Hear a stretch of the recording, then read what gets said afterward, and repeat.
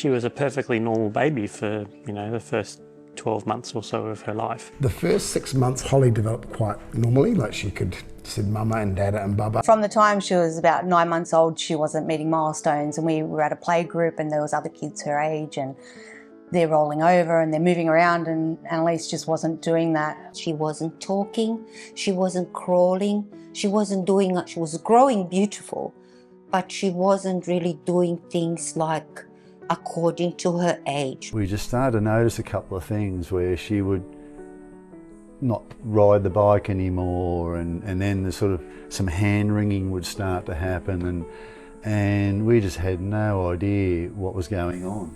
I was in the waiting room to see the doctor, and in the big waiting room of the children's hospital, and it was Dr. Ellaway, and she walked out into the room and she looked at me and she's like, "Annalise, come in." And I got into the room and I said to her, "How did you pick Annalise in this whole room? You've never met us before." And she's like, "Her hands."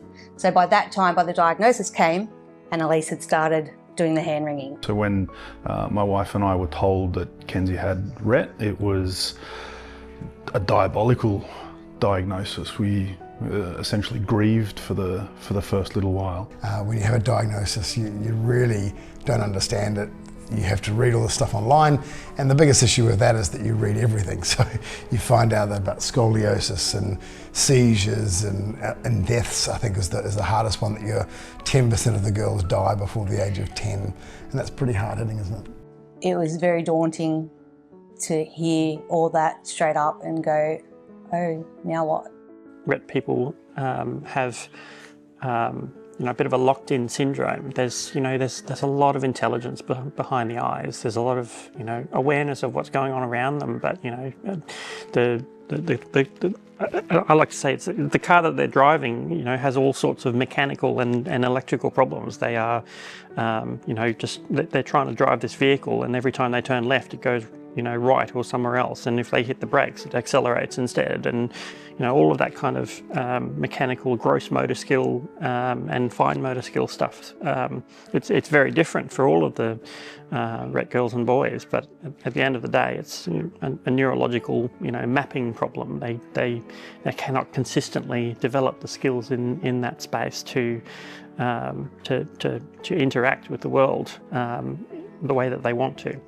The one thing that I really want people to know about children or people with Rett syndrome is that they're not stupid.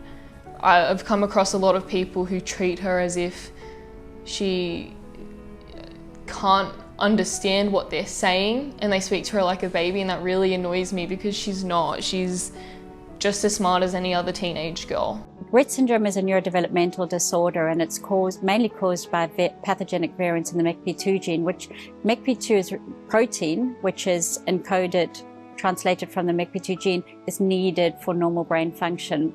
And so what we don't know is, without having the expression of MECP2 in early on life development and brain development, we're actually not sure how much can be reversed. And so this gene therapy for Rett syndrome is unprecedented because there are not a lot of rare genetic neurodevelopmental disorders where gene therapies are being tested, and the more that we test, the more we'll find out whether it is curable or reversible.